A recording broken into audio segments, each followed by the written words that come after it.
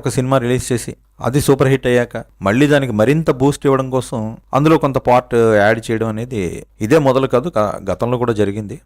ఇలాంటి సంఘటన ఇంతకు ముందు ఎప్పుడైనా జరిగిందా లేక ఇదే మొదటిసారా? చాలా జరిగాయి. ఇప్పుడు సర్దార్ బాపారాయుడు సినిమాలో జ్యోతిలక్ష్మి చీర కట్టిందని ఒక పాట ఎక్స్ట్రా యాడ్ చేసి దాసరి గారు మళ్ళీ రిలీజ్ చేస్తే అప్పట్లో క్రేజీగా చూశారు. అంతక్రితం కూడా దిల్లీ ఏక్ మందిర్ అనే ఒక హిందీ సినిమా విషయంలో కూడా ఇలాగ జరిగింది.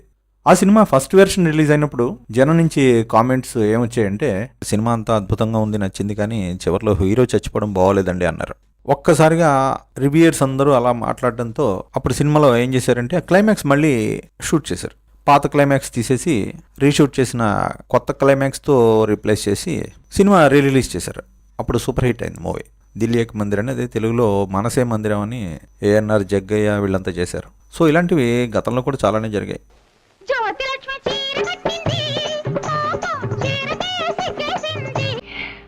मुझे कैंसर है, कैंसर।